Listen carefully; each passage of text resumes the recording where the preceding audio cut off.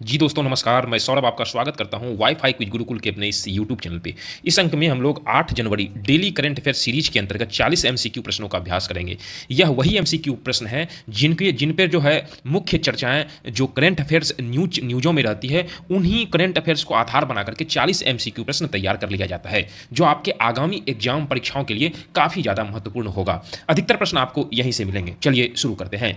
भारत ने चीनी नागरिकों के लिए कौन सा नया इलेक्ट्रॉनिक बिजनेस वीजा लॉन्च किया है चीनी नागरिकों के लिए? तो है EB4 visa. Option number B is the right answer होता है। EB4 वीजा का मतलब इलेक्ट्रॉनिक बिजनेस वीजा कहते हैं। इसका उद्देश्य भारत चीन व्यापार को आसान बनाना, सुव्यवस्थित और सुरक्षित बनाना है। अगला प्रश्न, EB4 वीजा का पूरा नाम क्या है? इसका पूरा नाम पूछा गया है, तो इसका जो पूरा नाम है वह है क्या है? तो वह है E production investment business visa. Option number A is the right answer होगा। इसमें जो मुख्य फोकस किया गया है वह उत्पादन और निवेश से जुड़े व्यापारिक कार्यों पर मुख्य रूप से जोर दिया गया है। EB4 वीजा की शुरुआत कब से हुई? इसकी अगर शुरुआत की बात करें तो हम 1 जनवरी 2026 से इसकी शुरुआत हुई और इसकी घोषणा आज मतलब 8 जनवरी 2026 को किया गया। EB4 वीजा की प्रक्रिया कैसी है? यह जो है पूर्णतः 100% ऑनलाइन वीजा उपलब्ध कराती है। Option number C right answer हो जाएगा। और यह इसे जो है इसलिए जारी किया गया ताकि दूतावास में कम से कम विजिट करे। EB4 वीजा आवेदन के बाद कितने दिनों में जारी कर दिया जाता है? अगर कोई इसका आवेदन करता है तो 45 से 50 दिनों में जारी कर दिया जाता है। EB4 वीजा के तहत भारत में अधिकतम कितने समय तक रुकने की अनुमति है? तो भारत में अधिकतम जो है वह 6 महीने तक रुकने की अनुमति है। और इस वीजे के साथ साथ मतलब इसमें एक्सटेंशन संभव नहीं है। मुख्य रूप से इसमें व्यापारिक कार्यों पर जोर दिया गया है, और जो कि मशीन इंस्टॉलेशन और ट्रेनिंग जैसे कार्यों के लिए यह काफ़ी ज़्यादा इंपॉर्टेंट हो जाता है। उसी को ध्यान में रखते हुए इसे चला गया। EB4 वीजा की जरूरत क्यों पड़ी? इसकी ज़रूरत इसलिए पड़ी कि भारतीय फैक्ट्रियों में चीनी मशीनों के लिए विशेषज्ञों की ज़रूरत होती है, तो इसलिए 6 महीने तक में वह इसमें एक्सटेंशन नहीं है। 6 महीने तक इसके जरिए यहाँ पे लोग रह सकते हैं और अपना सर्विस दे सकते हैं। EB4 वीजा के तहत चीनी विशेषज्ञ किन कार्यों के लिए भारत आ सकते हैं? तो इसमें कार्यों की बात किया है तो मशीन स्थापना, रख रखाव, क्वालिटी चेक और training. Option number B is the right answer होगा।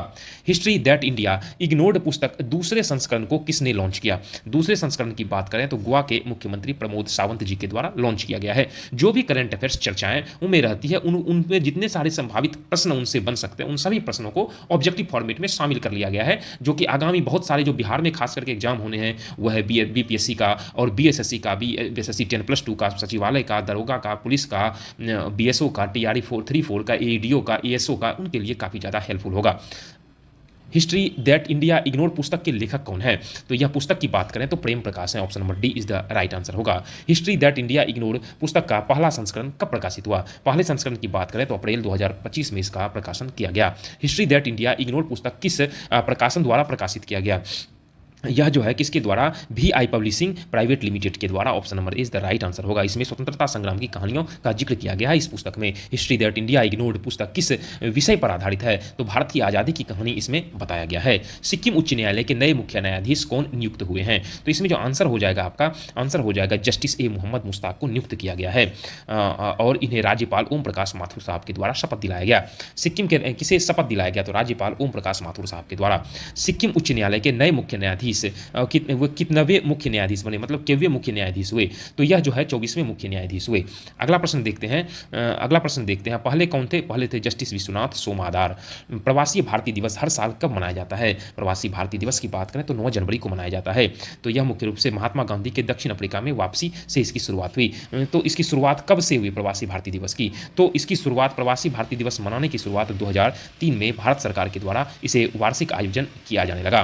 प्रवासी भारतीय दिवस किसकी याद में मनाया जाता है? अगर याद कहें तो महात्मा गांधी जी के दक्षिण अफ्रीका से वापसी की याद में मनाया जाता है। 18वां प्रवासी भारतीय दिवस सम्मेलन का आयोजन कहाँ किया गया? इसका सम्मेलन भुवनेश्वर ओडिशा में किया गया, और इसकी थीम मुख्य रूप से थी विकसित भारत में प्रवासी का योगदान। अगला प्रश्न देखते हैं, ऑपरेशन सिंधु कब लॉन्च किया गया था? ऑपरेशन सिंधु की बात करें तो यह जो है जून 2025 में लॉन्च किया गया था। अगर आपको हमारा वीडियो अच्छा लग रहा हो तो वीडियो को आप लाइक करिए, चैनल को सब्सक्राइब अपने दोस्तों के साथ रिकमेंड करिए, ताकि हम और हमारी टीम जो लगातार काम कर रही है आपके लिए क्वालिटी कंटेंट हमेशा उपलब्ध कराते रहें। याद रखिएगा, लगातार अभ्यास आपकी सफलता को सुनिश्चित करेगा, इसलिए जिस भी यूट्यूब चैनल से जुड़े हुए हैं वहाँ पर जहाँ भी आपको ऑब्जेक्टिव कंटेंट मिलता है आप उसका अभ्यास करिए, निश्चित रूप से वह आपके लिए काफ़ी ज़्यादा हेल्पफुल होगा। ऑपरेशन सिंधु का उद्देश्य क्या था? ऑपरेशन सिंधु की बात करें तो इसका उद्देश्य था ईरान से भारतीयों को वापस निकालना था। वर्तमान समय में ईरान में बढ़ते विरोध और अशांति के कारण यह ऑपरेशन खास करके छात्रों को सुरक्षित वापस लाने के लिए चलाया गया। विदेश मंत्रालय ने ईरान के लिए ट्रैवल एडवाइजरी कब जारी किया? ट्रैवल एडवाइजरी विदेश मंत्रालय के द्वारा 5 से 6 जनवरी 2026 को जारी किया गया। और ईरान में जो मुख्य रूप से जो विरोध हो रहे हैं वह खास करके वहाँ मुद्रास्फीति, महंगाई का लगातार बढ़ते जाना और बेरोजगारी से इस प्रकार की समस्याएं आ रही है। अगर किसी का प्लान हो यात्रा करने का तो फिलहाल मेरी सलाह है कि वह यात्रा से बचें। तमिलनाडु सरकार ने कौन सा नया कार्यक्रम शुरू किया है? तमिलनाडु सरकार के द्वारा उंगल कन्नावी सोलुंगल यह कार्यक्रम शुरुआत किया गया है। इसका मुख्य रूप से वहाँ जो मुख्यमंत्री हैं एम.के. स्टालिन साहब के द्वारा शुरू किया गया है और इसका अर्थ होता है हमें अपने सपने बताओ। उंगल कन्नावी सोलुंगल कार्यक्रम की अवधि कितनी है? इसकी अवधि की बात करें तो 30 दिन की अवधि रखा गया है पूरे तमिलनाडु राज्य में। अगला, भारतीय सेना ने कौन सी नई फोर्स गठित की है? भारतीय सेना के द्वारा भैरव फोर्स का गठन किया गया है।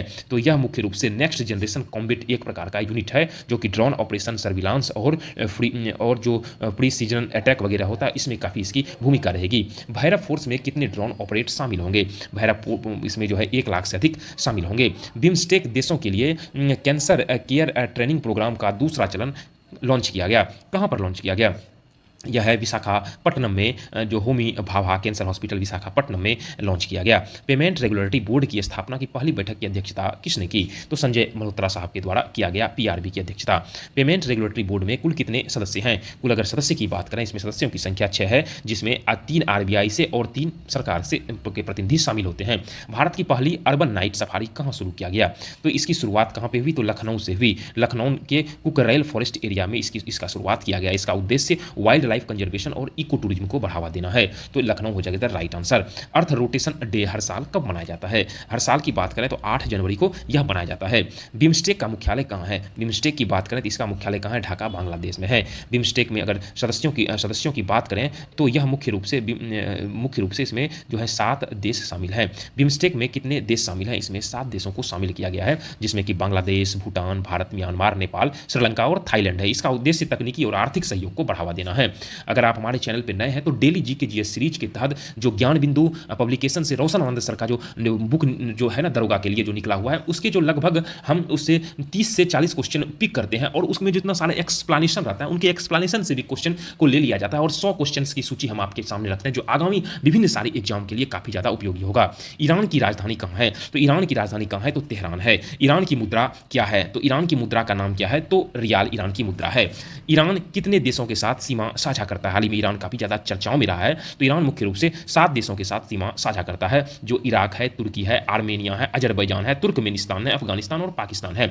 इसका जो है ना वेस्ट एशिया क्षेत्र में यह ईरान पड़ता है। तमिलनाडु की फ्री लैपटॉप स्कीम का नाम क्या है? इस स्कीम का नाम क्या है? तो उलंगम उंगल कायली है। मतलब इसका अर्थ यह होता है दुनिया आपके हाथों में है। मुख्य रूप से यह कॉलेज के छात्रों के लिए सरकार के द्वारा लॉन्च किया गया और पहले चरण में लगभग 10 लाख लैपटॉप बांटे गए और इसके लिए लगभग 2,000 करोड़ रुपया इसके लिए सरकार के द्वारा आवंटित किया गया।